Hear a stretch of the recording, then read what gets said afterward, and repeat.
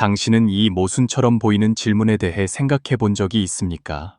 왜?에서 부처님은 열애를 보지 못하는 것이 오히려 진정으로 부처님을 보는 방식이라고 말씀하셨을까요?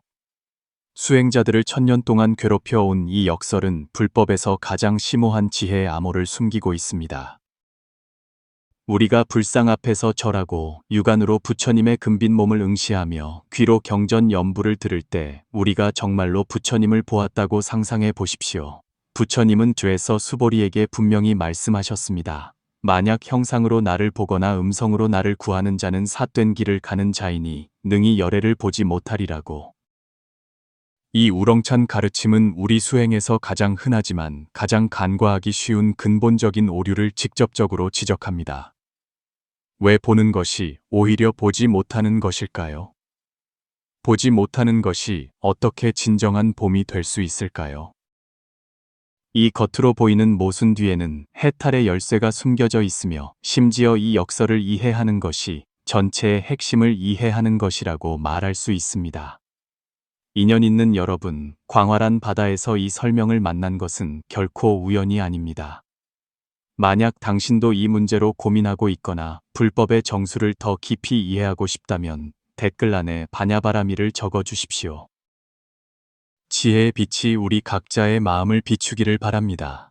오늘 저는 당신을 데리고 천년 동안 오해받아온 이 불법의 역설을 밝히고 진정으로 부처님을 뵙는 도는 더 이상 눈으로 보고 귀로 듣는 것에 있지 않고 감각을 초월한 깨달음에 있음을 설명하겠습니다. 이 지혜를 깨닫는 순간 당신의 수행에 대한 이해는 완전히 바뀌고 집착의 미로에서 벗어나 진정으로 열애의 법신을 보게 될 것입니다. 정식 명칭은 리며 불교의 가장 중요한 경전 중 하나로 반야부의 정수로 여겨집니다. 전설에 따르면 어느 평범한 오후 부처님은 기원정사에서 제자들과 함께 점심 식사를 하신 후 대중이 가사와 바루를 정리하고 발을 씻고 편안히 앉았을 때 부처님의 제자 수보리가 일어나 부처님께 수행의 본질에 관한 질문을 드렸습니다. 그 의미는 무상 정등정각을 추구하는 발심한 사람들은 어떻게 자신의 마음을 편안히 하고 망념을 어떻게 항복시켜야 하는가 하는 것이었습니다. 바로 이 단순한 질문이 열애와 열애를 보는 것에 대한 부처님의 심오한 가르침을 이끌어냈습니다. 이 역설을 이해하기 전에 우리는 먼저 열애가 무엇인지 명확히 해야 합니다. 열애는 부처님의 10가지 칭호 중 하나이며 2가지 의미를 가지고 있습니다. 첫째는 여실의 루시라이로 부처님께서 진여실상으로 이 세상에 오셨음을 가리키고, 둘째는 여시거 루시큐로 부처님께서 진여실상으로 이 세상을 떠나셨음을 가리킵니다. 간단히 말해서 열애는 부처님의 법신을 대표하며 생사를 초월하고 모든 현상을 떠난 절대적인 진리입니다. 반면에 우리가 흔히 보는 불상이나 듣는 불호는 모두 부처님의 색신이며 중생을 교화하기 위해 나타내신 방편의 형상일 뿐입니다. 마치 달이 물에 비친 그림자와 같아서 우리는 물속의 달을 볼 수 있지만 그것은 진짜 달이 아닙니다. 마찬가지로 우리가 눈으로 보는 불상이나 귀로 듣는 불호는 모두 부처님 법신의 그림자일 뿐 진정한 열애가 아닙니다. 이것이 바로 부처님께서 수보리에게 형상으로 나를 보거나 음성으로 나를 구하는 자는 삿된 길을 가는 자이니 능히 열애를 보지 못하리라고 말씀하신 이유입니다. 왜냐하면 진정한 열애는 우리의 감각적 인식을 초월하여 우리의 눈으로 볼 수 없고 귀로 들을 수 있는 대상이 아니기 때문입니다. 고대 인도에 이와 관련된 유명한 이야기가 있습니다. 한 왕이 부처님을 뵙기를 간절히 원하여 화가를 부처님께서 계신 곳으로 보내 부처님의 모습을 그리게 했습니다. 화가는 부처님을 뵙고 그 장엄한 모습에 감탄했지만 붓과 먹으로 부처님의 모습을 온전히 묘사할 수 없다는 것을 알았습니다. 부처님은 이를 아시고 화가에게 말씀하셨습니다. 내 형상을 그릴 수는 있지만 내 형상을 보는 것이 내 진신을 보는 것이 아니며 내 가르침을 아는 것이 내 진정한 뜻을 아는 것이 아님을 기억하라. 이 이야기는 에서 열애를 보지 못한다는 심오한 의미를 생생하게 설명해 줍니다. 진정한 부처님은 외적인 형상과 소리에 있는 것이 아니라 내면의 깨달음과 지혜에 있습니다. 의 특별한 점은 긍정을 통해서가 아니라 부정을 통해 우리를 진리로 인도한다는 것입니다. 마치 조각가가 더하는 것이 아니라 불필요한 돌덩이를 제거함으로써 조각상을 드러내는 것과 같습니다. 은 우리의 집착을 부정하고 망념을 제거함으로써 궁극적으로 우리 본래 갖추어진 불성을 보게 합니다. 이것이 바로 열애를 보지 못한다는 역설이 그토록 중요한 이유입니다. 그것은 단순한 철학적 사변이 아니라 직접적인 해탈의 실천적인 길입니다. 그것은 우리에게 진정한 수행은 외부에서 구하는 것이 아니라 내면을 관찰하는 것이며, 지식을 늘리는 것이 아니라 집착을 내려놓는 것이며, 부처님을 보는 것이 아니라 부처님이 되는 것임을 알려줍니다. 형상으로 나를 보거나 음성으로 나를 구하는 자는 삿된 길을 가는 자이니 능히 열애를 보지 못하리라. 이 경구의 깊은 의미는 우리가 표면적으로 이해하는 것을 훨씬 뛰어넘습니다. 이 천년의 역설을 층층이 분석하여 왜 보지 못하는 것이 진정한 봄인지 알아보겠습니다. 먼저 우리는 부처님께서 여기서 인간 인식의 근본적인 한계를 지적하셨음을 이해해야 합니다. 우리는 눈, 귀, 코, 혀, 몸, 뜻의 6감각을 통해 세상을 인식하는 데 익숙합니다. 이러한 감각적 인식은 제한적이며 절대적인 것이 아니라 상대적인 것입니다. 우리가 눈으로 꽃 한 송이를 볼 때 우리는 꽃의 전부를 보는 것이 아니라 특정 광선, 특정 각도에서 우리 망막에 나타나는 영상만을 보는 것입니다. 마찬가지로 우리가 육안으로 부처님의 색신을 보고 귀로 부처님의 말씀을 들을 때 우리는 부처님의 겉모습만을 접하는 것이지 부처님의 본질을 접하는 것이 아닙니다. 만약 당신이 바닷가에 서서 컵으로 바닷물을 퍼낸다고 상상해 보십시오. 당신은 그것으로 전체 바다를 보았다고 말할 수 있습니까? 물론 아닙니다. 당신이 얻은 것은 바다의 작은 부분일 뿐, 바다 전체가 아닙니다. 마찬가지로 우리가 제한된 감각으로 무한한 열애를 인식할 때 우리가 보는 것 또한 열애의 작은 부분일 뿐, 열애의 전부가 아닙니다. 여기에는 더 깊은 역설이 있습니다. 우리가 열애를 보려는데 집착할 때 그 집착 자체가 장애가 됩니다. 왜냐하면 집착은 분별을 의미하고 분별은 보는 사람과 보이는 부처의 이원적인 대립을 의미하기 때문입니다. 그러나 진정한 열애는 모든 이원적인 대립을 초월하여 분별할 수 없는 것입니다. 그러므로 우리가 열애를 보려는 집착을 내려놓고 보는 자와 보이는 것의 이원적인 분별을 초월할 때 비로소 진정으로 열애를 볼 수 있습니다. 애는 무주 우우추, 즉 어떤 상에도 집착하지 않는다는 중요한 개념이 있습니다. 부처님은 수보리에게 응당 머무는 바 없이 그 마음을 낼지니 잉우쇼주 이성치신 라고 말씀하셨습니다. 이는 진정한 보리심은 어떤 상에도 머물지 않고 일어나는 것이어야 함을 의미합니다. 무주란 아무것도 하지 않거나 무관심한 것이 아니라 집착을 초월하여 실상을 직접 경험하는 상태입니다. 마치 우리가 밤하늘의 별을 볼 때 하나의 어두운 별을 직접 응시하면 오히려 잘 보이지 않지만 시선을 약간 돌려 곁눈으로 보면 그 별이 더욱 분명하게 보이는 것과 같습니다. 마찬가지로 우리가 열애를 보려는데 집착하면 오히려 진정한 열애를 볼 수 없고, 이러한 집착을 내려놓고 무주의 마음으로 경험할 때 비로소 열애의 법신을 진정으로 볼 수 있습니다. 애는 또한 일체유의법은 꿈과 같고 환상과 같고 물거품과 같고 그림자와 같으며 이슬과 같고 번개와 같으니 응당 이와 같이 관할지니라 라는 유명한 비유가 있습니다.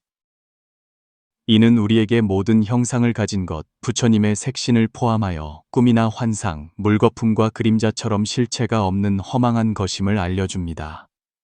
만약 우리가 이러한 허망한 상에 집착한다면 진정한 열애를 볼 수 없습니다.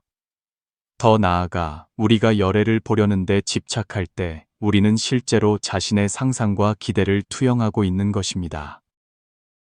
우리 마음속에 열애라는 개념이 있고 그 개념으로 실제 열애를 규정하려고 합니다.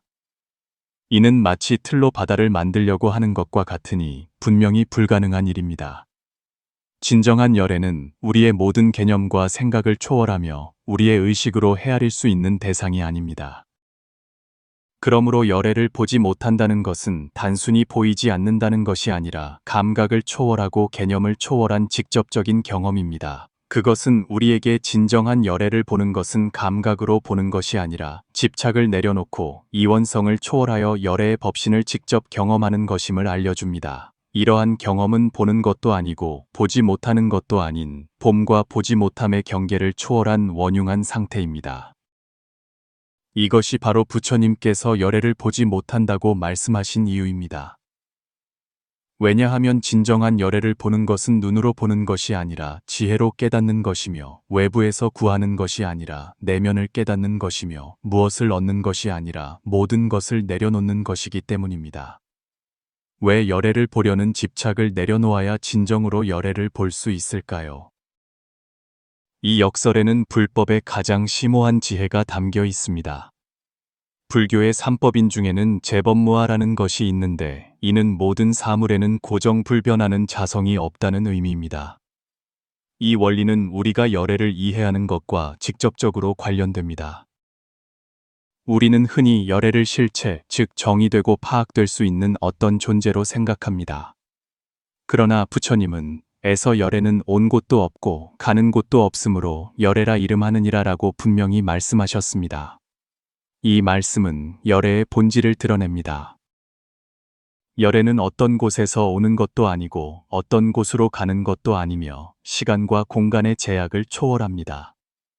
이것은 단순한 철학적 개념이 아니라 실상을 직접적으로 가리키는 지혜입니다. 만약 우리가 열애를 형상이 있고 특정한 특징을 가진 대상으로 본다면 우리는 이미 집착의 함정에 빠진 것입니다. 이러한 집착 자체가 열애를 보는 데 장애가 됩니다. 집착과 열애를 보는 것 사이에는 근본적인 모순이 존재합니다. 집착은 우리가 어떤 것을 붙잡으려고 하고 그것을 우리의 인식 틀 안에 고정시키려고 하는 것을 의미합니다. 그러나 열애의 본질은 무상, 무주, 무득이며 붙잡거나 고정시킬 수 없는 것입니다. 마치 우리가 흐르는 물을 고정된 그릇에 담을 수 없는 것과 마찬가지로 우리는 집착하는 마음으로 무상의 열애를 볼 수 없습니다. 에는 이 점을 더욱 분명히 밝혀주는 유명한 대화가 있습니다. 수보리가 부처님께 여쭈었습니다. 세존이시여, 열애께서 안욕따라 삼량삼보리를 얻으신 것은 어둠이 없는 것입니까? 부처님께서 말씀하셨습니다. 그러하다, 그러하다, 수보리야. 내가 안욕따라 삼량삼보리에 이르기까지 심지어 얻을 만한 하나의 법도 없었으니 이것을 안욕따라 삼량삼보리라 이름하느니라. 이 대화는 부처님 자신조차 무상정등정각을 얻으셨을 때 얻은 바가 없다는 것을 알려줍니다. 이 얻음이 없음은 부처님께서 아무것도 얻지 못했다는 것이 아니라 얻음과 얻지 못함의 이원적인 대립을 초월하여 말로 표현할 수 없는 원흉한 상태에 들어갔다는 것을 의미합니다. 마찬가지로 진정한 열애를 보는 것 또한 봄과 보지 못함의 경계를 초월한 원흉한 경험입니다. 선종에는 이러한 경지를 정확히 묘사하는 유명한 공안이 있습니다. 한 선사가 제자에게 무엇이 부처인가? 라고 묻자 제자는 무엇이 부처가 아닌가? 라고 대답했습니다.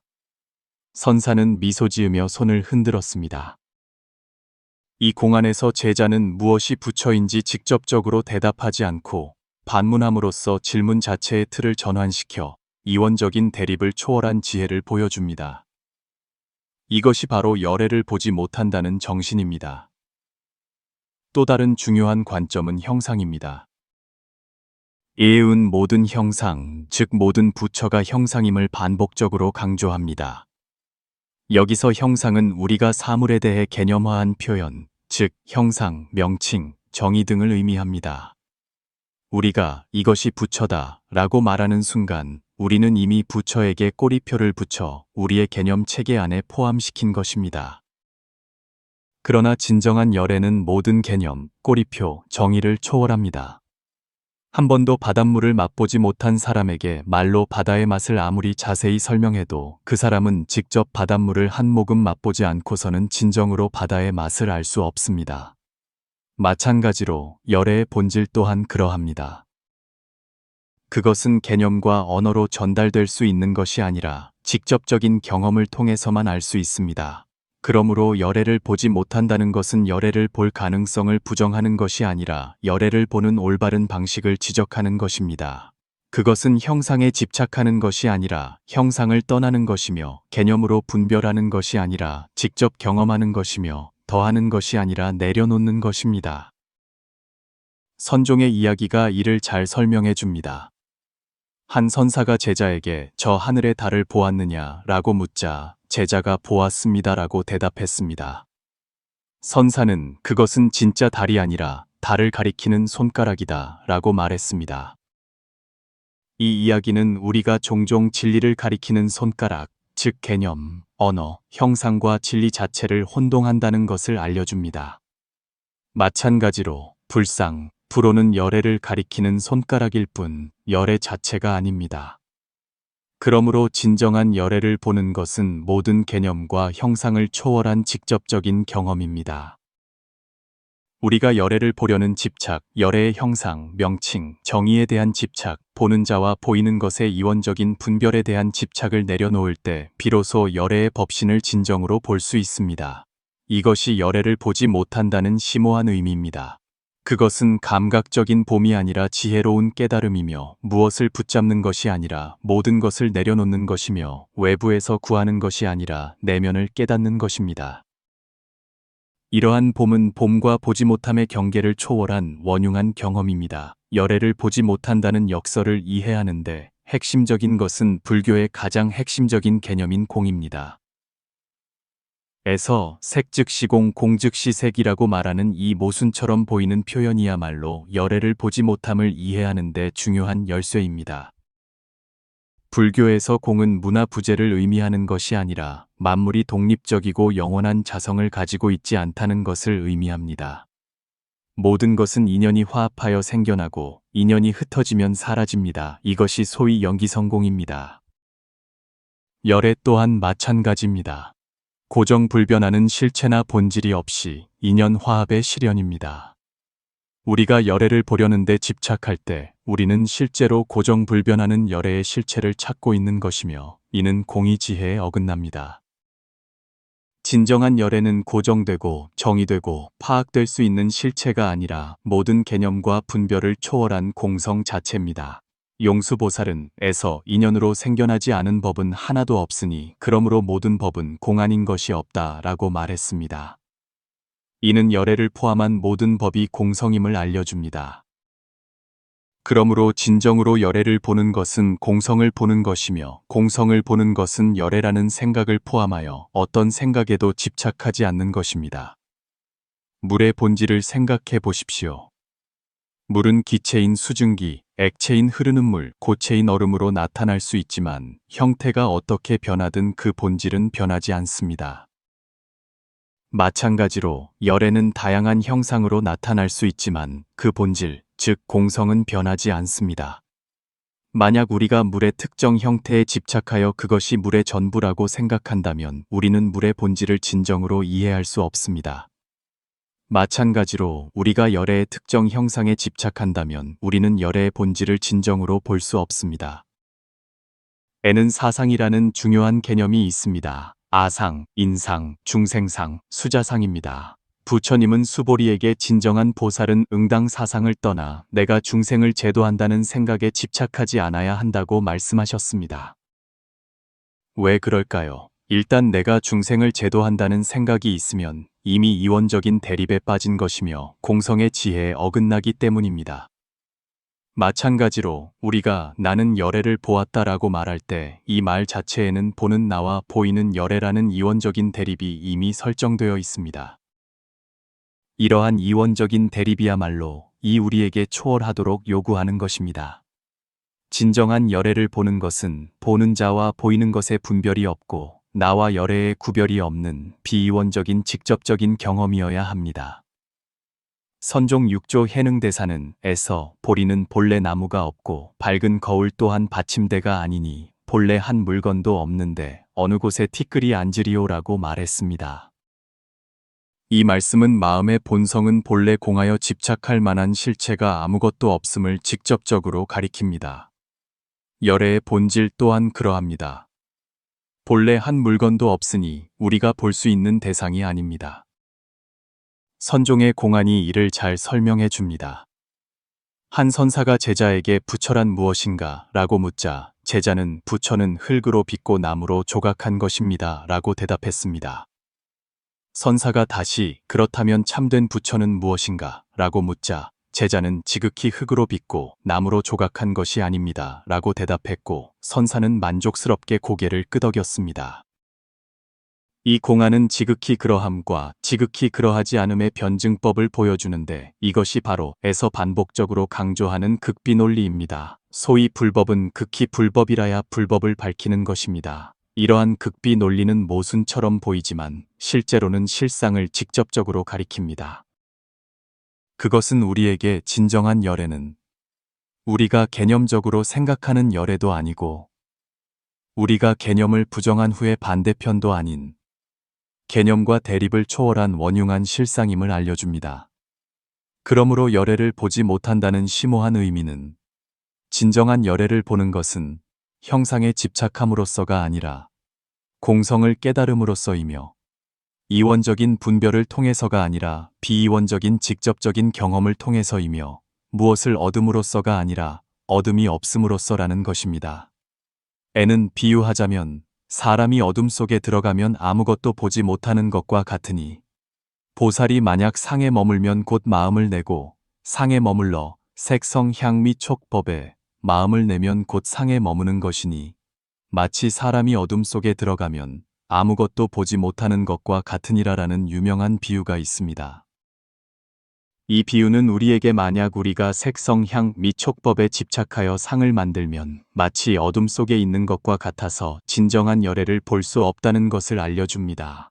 이러한 집착을 내려놓고 감각의 한계를 초월할 때 비로소 우리는 진정으로 열애를 볼 수 있습니다. 이것이 바로 부처님께서 열애를 보지 못한다고 말씀하신 이유입니다. 왜냐하면 진정한 열애를 보는 것은 감각적인 봄이 아니라 지혜로운 깨달음이기 때문입니다. 외부에서 추구하는 것이 아니라 내면을 깨닫는 것이며 무엇을 얻는 것이 아니라 얻음이 없는 것이며 형상이 있는 것이 아니라 형상이 없는 것이며 이원적인 것이 아니라 비이원적인 것입니다. 이러한 봄은 봄과 보지 못함의 대립을 초월한 원흉한 경험입니다.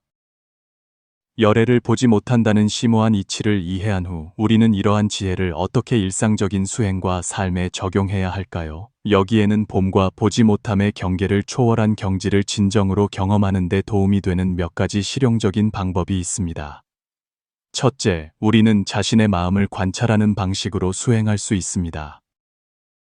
우리가 불상 앞에서 절하거나 불호를 염송할 때마다 단순히 외적인 형식에 머무르지 않고 주의를 내면으로 돌려 자신의 마음을 관찰하십시오. 나는 어떤 마음으로 부처님께 예배하는가? 나는 부처님께 어떤 기대와 집착을 가지고 있는가? 나는 부처님을 외부의 대상으로 숭배하고 있는가? 이러한 관찰은 비판이 아니라 깨어있는 호기심을 가지고 자신의 마음 상태를 탐구하는 것입니다. 우리가 부처님에 대한 자신의 개념과 집착을 볼 때 이러한 집착을 내려놓고 진정한 열애에 더 가까이 다가갈 기회를 갖게 됩니다. 둘째, 우리는 형상을 떠나는 공부를 닦을 수 있습니다. 이는 우리가 불상에 예배하고 경전을 읽고 염불하는 등의 일상적인 수행 형식을 포기해야 한다는 것이 아니라 이러한 수행을 할 때 동시에 이러한 형식이 단지 방편일 뿐 목적이 아님을 깨닫는 것입니다. 마치 불교에서 흔히 말하는 도구로 독을 다스린다는 말처럼 우리는 형상이 있는 수행을 통해 형상에 대한 집착을 초월할 수 있습니다. 우리가 염불할 때 단지 불호의 명칭을 염송하는 것뿐만 아니라 불호 뒤에 있는 공성을 체득해야 합니다. 우리가 불상에 예배할 때 단지 부처님의 형상에 예배하는 것뿐만 아니라 형상 뒤에 있는 법신을 체득해야 합니다.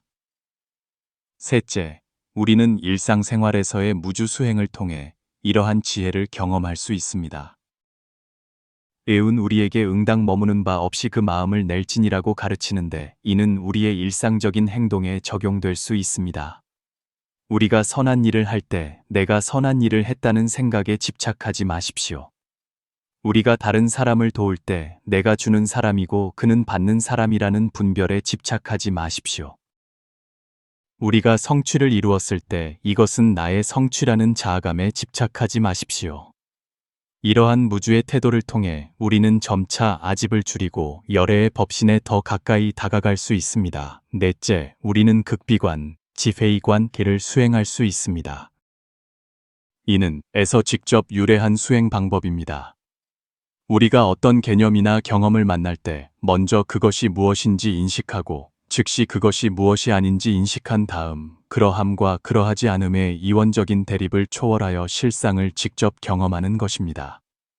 예를 들어 우리가 불상을 볼 때 먼저 이것이 부처님이라고 인식하고 다음으로 이것은 진정한 부처님이 아니라 단지 부처님의 형상일 뿐이라고 인식한 다음 있음과 없음의 대립을 초월하여 부처님의 법신을 직접 경험하는 것입니다.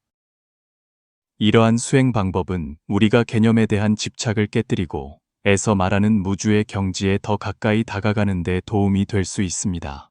다섯째, 우리는 스스로에게 반문하는 방식을 통해 이해를 심화시킬 수 있습니다. 우리가 어떤 정신적인 목표나 경지를 추구하고 있다는 것을 발견할 때마다 스스로에게 질문할 수 있습니다. 누가 추구하는가? 무엇을 추구하는가? 왜 추구하는가? 이러한 질문은 개념적인 답을 얻기 위한 것이 아니라 내면의 각성을 일으키고 우리가 종종 빠지는 추구의 함정을 분명히 보기 위한 것입니다. 이러한 자기 질문을 통해 우리는 점차 열애를 보려는 집착을 내려놓을 수 있으며 오히려 진정한 열애에 더 가까이 다가갈 수 있습니다. 이러한 방법을 실천할 때 몇 가지 흔한 오해를 피해야 합니다. 첫째, 열애를 보지 못한다는 것을 소극적인 부정이나 허무주의로 오해하지 마십시오. 열애를 보지 못한다는 것은 열애가 존재하지 않는다는 것도 아니고 우리가 수행을 해서는 안 된다는 것도 아니며 감각과 개념의 한계를 초월하여 법신을 직접 경험하는 열애를 보는 올바른 방식을 가리키는 것입니다. 둘째, 이러한 지혜를 현실 도피의 구실로 삼지 마십시오. 어떤 사람들은 어차피 모든 것이 공인데 왜 열심히 수행해야 하는가 라고 생각할 수 있습니다. 이는 공성에 대한 오해입니다.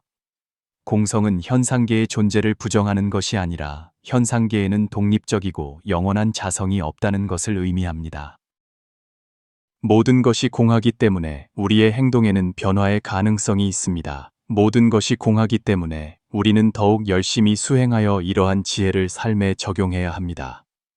마지막으로 이러한 지혜를 단지 지식으로만 배우지 마십시오. 열애를 보지 못한다는 지혜는 우리의 지식 축적량을 늘리기 위한 것이 아니라 우리의 존재 방식을 변화시키기 위한 것입니다. 그것은 우리에게 더 많은 것을 알게 하는 것이 아니라 우리를 더욱 진실하고 더욱 자유롭게 우리의 본성인 열애장 불성에 더 가깝게 존재하게 합니다. 이러한 방법을 통해 우리는 에서 열애를 보지 못한다는 지혜를 일상적인 수행과 삶에 적용하여 점차 이원적인 대립을 초월하고 열애의 법신을 직접 경험할 수 있습니다. 진정한 열애를 보는 것은 눈으로 보고 귀로 듣는 것에 있는 것이 아니라 마음의 깨어남에 있으며 외적인 추구에 있는 것이 아니라 내적인 내려놓음에 있으며 무엇을 얻는 것에 있는 것이 아니라 얻음과 얻지 못함의 대립을 초월하는 것에 있음을 기억하십시오. 우리가 이라는 지혜의 보고를 횡단하며 열애를 보지 못한다는 천년의 역설의 비밀을 풀 때 우리는 이미 불법의 핵심에 다다른 것일까요? 석가모니 부처님께서 보리수 아래에서 깨달음을 얻으신 순간 보셨던 새벽별은 바로 이러한 봄과 보지 못함의 경계를 초월한 직접적인 경험이었을까요?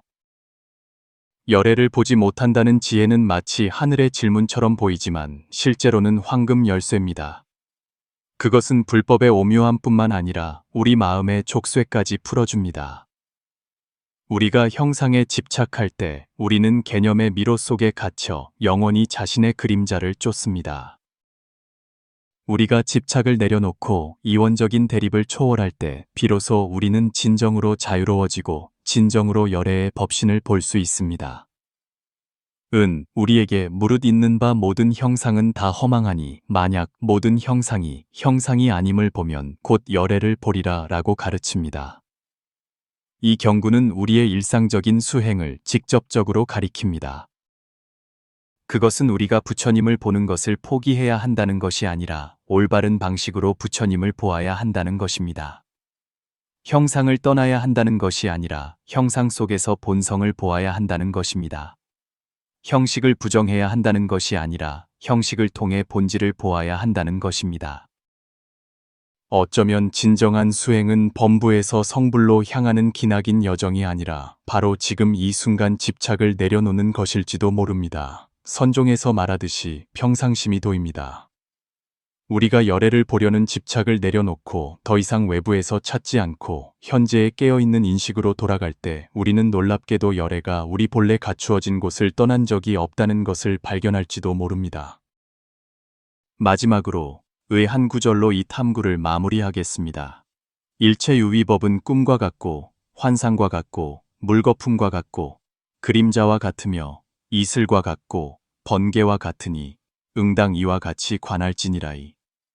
변화무쌍하고 무상한 세상에서 우리 모두 집착을 내려놓고 이원적인 대립을 초월하여 눈으로 보는 것이 아니라 마음으로 깨닫고 얻는 것이 아니라 내려놓고 무엇이 되는 것이 아니라 본래 그러함으로 삶의 진실을 직접 경험할 수 있기를 바랍니다.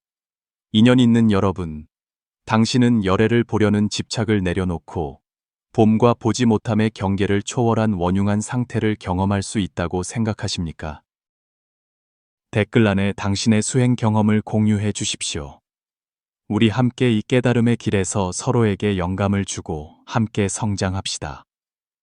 의 지혜의 빛이 우리 각자의 마음을 비추어 형상을 보는 것에서 본성을 보는 것으로 인도하고 궁극적으로 모순처럼 보이지만 가장 진실한 경지, 즉 열애를 보지 못함으로써 비로소 열애를 보는 경지에 이르기를 바랍니다. 모든 것은 인연이 화합하여 생겨나고 인연이 흩어지면 사라집니다. 이것이 소위 연기성공입니다. 열애 또한 마찬가지입니다. 고정불변하는 실체나 본질이 없이 인연 화합의 실현입니다. 우리가 열애를 보려는데 집착할 때 우리는 실제로 고정불변하는 열애의 실체를 찾고 있는 것이며 이는 공의 지혜에 어긋납니다.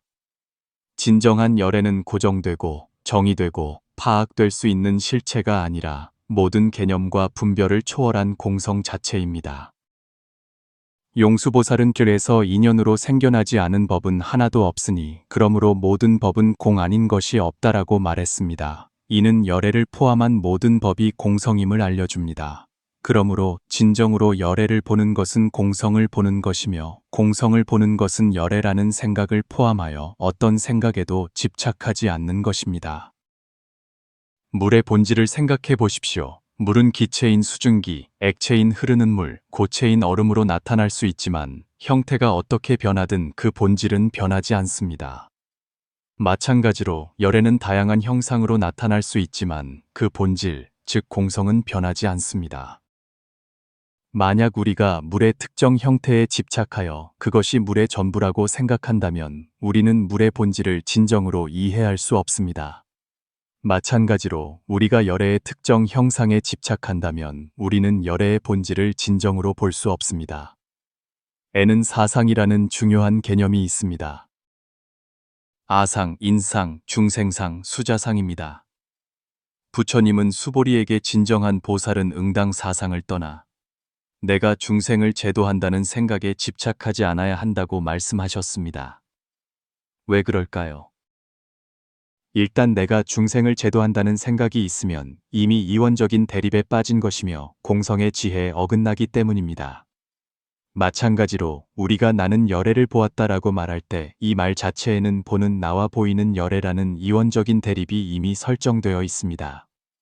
이러한 이원적인 대립이야말로 이 우리에게 초월하도록 요구하는 것입니다. 진정한 열애를 보는 것은 보는 자와 보이는 것의 분별이 없고 나와 열애의 구별이 없는 비이원적인 직접적인 경험이어야 합니다. 선종 6조 해능대사는 에서 보리는 본래 나무가 없고 밝은 거울 또한 받침대가 아니니 본래 한 물건도 없는데 어느 곳에 티끌이 앉으리오라고 말했습니다. 이 말씀은 마음의 본성은 본래 공하여 집착할 만한 실체가 아무것도 없음을 직접적으로 가리킵니다. 열애의 본질 또한 그러합니다. 본래 한 물건도 없으니 우리가 볼 수 있는 대상이 아닙니다. 선종의 공안이 이를 잘 설명해 줍니다. 한 선사가 제자에게 부처란 무엇인가 라고 묻자 제자는 부처는 흙으로 빚고 나무로 조각한 것입니다 라고 대답했습니다. 선사가 다시 그렇다면 참된 부처는 무엇인가 라고 묻자 제자는 지극히 흙으로 빚고 나무로 조각한 것이 아닙니다 라고 대답했고 선사는 만족스럽게 고개를 끄덕였습니다. 이 공안은 지극히 그러함과 지극히 그러하지 않음의 변증법을 보여주는데 이것이 바로 에서 반복적으로 강조하는 극비 논리입니다.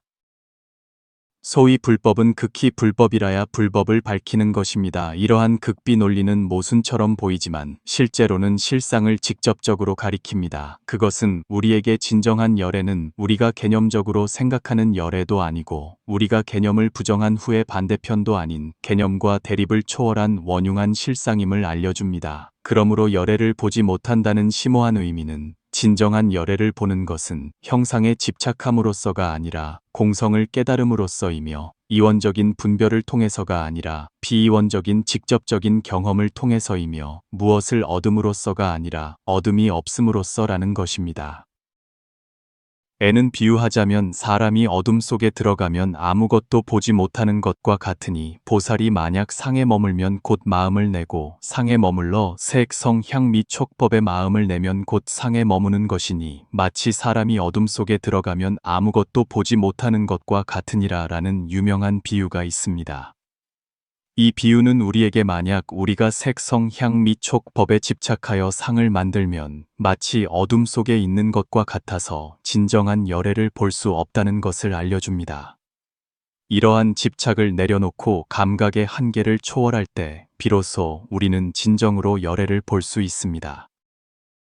이것이 바로 부처님께서 열애를 보지 못한다고 말씀하신 이유입니다. 왜냐하면 진정한 열애를 보는 것은 감각적인 봄이 아니라 지혜로운 깨달음이기 때문입니다.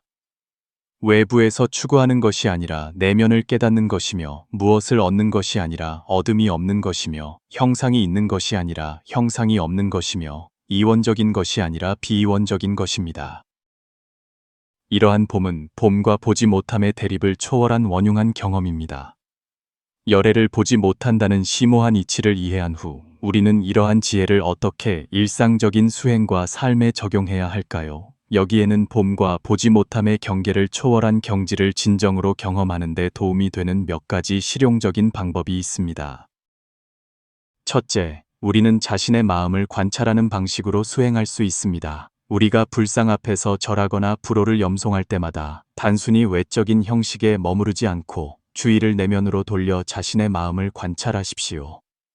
나는 어떤 마음으로 부처님께 예배하는가?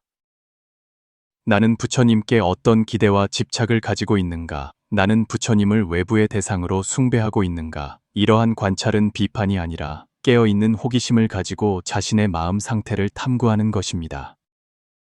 우리가 부처님에 대한 자신의 개념과 집착을 볼 때 이러한 집착을 내려놓고 진정한 열애에 더 가까이 다가갈 기회를 갖게 됩니다. 둘째, 우리는 형상을 떠나는 공부를 닦을 수 있습니다. 이는 우리가 불상에 예배하고 경전을 읽고 염불하는 등의 일상적인 수행 형식을 포기해야 한다는 것이 아니라 이러한 수행을 할 때 동시에 이러한 형식이 단지 방편일 뿐 목적이 아님을 깨닫는 것입니다. 마치 불교에서 흔히 말하는 독으로 독을 다스린다는 말처럼 우리는 형상이 있는 수행을 통해 형상에 대한 집착을 초월할 수 있습니다. 우리가 염불할 때 단지 불호의 명칭을 염송하는 것뿐만 아니라 불호 뒤에 있는 공성을 체득해야 합니다. 우리가 불상에 예배할 때 단지 부처님의 형상에 예배하는 것뿐만 아니라 형상 뒤에 있는 법신을 체득해야 합니다. 셋째, 우리는 일상생활에서의 무주수행을 통해 이러한 지혜를 경험할 수 있습니다. 은 우리에게 응당 머무는 바 없이 그 마음을 낼진이라고 가르치는데 이는 우리의 일상적인 행동에 적용될 수 있습니다. 우리가 선한 일을 할 때 내가 선한 일을 했다는 생각에 집착하지 마십시오. 우리가 다른 사람을 도울 때 내가 주는 사람이고 그는 받는 사람이라는 분별에 집착하지 마십시오. 우리가 성취를 이루었을 때 이것은 나의 성취라는 자아감에 집착하지 마십시오. 이러한 무주의 태도를 통해 우리는 점차 아집을 줄이고 열애의 법신에 더 가까이 다가갈 수 있습니다. 넷째, 우리는 극비관을 수행할 수 있습니다. 이는 에서 직접 유래한 수행 방법입니다. 우리가 어떤 개념이나 경험을 만날 때 먼저 그것이 무엇인지 인식하고 즉시 그것이 무엇이 아닌지 인식한 다음 그러함과 그러하지 않음의 이원적인 대립을 초월하여 실상을 직접 경험하는 것입니다. 예를 들어 우리가 불상을 볼 때 먼저 이것이 부처님이라고 인식하고 다음으로 이것은 진정한 부처님이 아니라 단지 부처님의 형상일 뿐이라고 인식한 다음 있음과 없음의 대립을 초월하여 부처님의 법신을 직접 경험하는 것입니다. 이러한 수행 방법은 우리가 개념에 대한 집착을 깨뜨리고 에서 말하는 무주의 경지에 더 가까이 다가가는 데 도움이 될 수 있습니다. 다섯째, 우리는 스스로에게 반문하는 방식을 통해 이해를 심화시킬 수 있습니다. 우리가 어떤 정신적인 목표나 경지를 추구하고 있다는 것을 발견할 때마다 스스로에게 질문할 수 있습니다. 누가 추구하는가? 무엇을 추구하는가? 왜 추구하는가? 이러한 질문은 개념적인 답을 얻기 위한 것이 아니라 내면의 각성을 일으키고 우리가 종종 빠지는 추구의 함정을 분명히 보기 위한 것입니다. 이러한 자기 질문을 통해 우리는 점차 열애를 보려는 집착을 내려놓을 수 있으며 오히려 진정한 열애에 더 가까이 다가갈 수 있습니다. 이러한 방법을 실천할 때 몇 가지 흔한 오해를 피해야 합니다. 첫째, 열애를 보지 못한다는 것을 소극적인 부정이나 허무주의로 오해하지 마십시오. 열애를 보지 못한다는 것은 열애가 존재하지 않는다는 것도 아니고 우리가 수행을 해서는 안 된다는 것도 아니며 감각과 개념의 한계를 초월하여 법신을 직접 경험하는 열애를 보는 올바른 방식을 가리키는 것입니다. 둘째, 이러한 지혜를 현실 도피의 구실로 삼지 마십시오. 어떤 사람들은 어차피 모든 것이 공인데 왜 열심히 수행해야 하는가 라고 생각할 수 있습니다. 이는 공성에 대한 오해입니다. 공성은 현상계의 존재를 부정하는 것이 아니라 현상계에는 독립적이고 영원한 자성이 없다는 것을 의미합니다. 모든 것이 공하기 때문에 우리의 행동에는 변화의 가능성이 있습니다. 모든 것이 공하기 때문에 우리는 더욱 열심히 수행하여 이러한 지혜를 삶에 적용해야 합니다. 마지막으로 이러한 지혜를 단지 지식으로만 배우지 마십시오. 열애를 보지 못한다는 지혜는 우리의 지식 축적량을 늘리기 위한 것이 아니라 우리의 존재 방식을 변화시키기 위한 것입니다. 그것은 우리에게 더 많은 것을 알게 하는 것이 아니라 우리를 더욱 진실하고 더욱 자유롭게 우리의 본성인 열애장 불성에 더 가깝게 존재하게 합니다.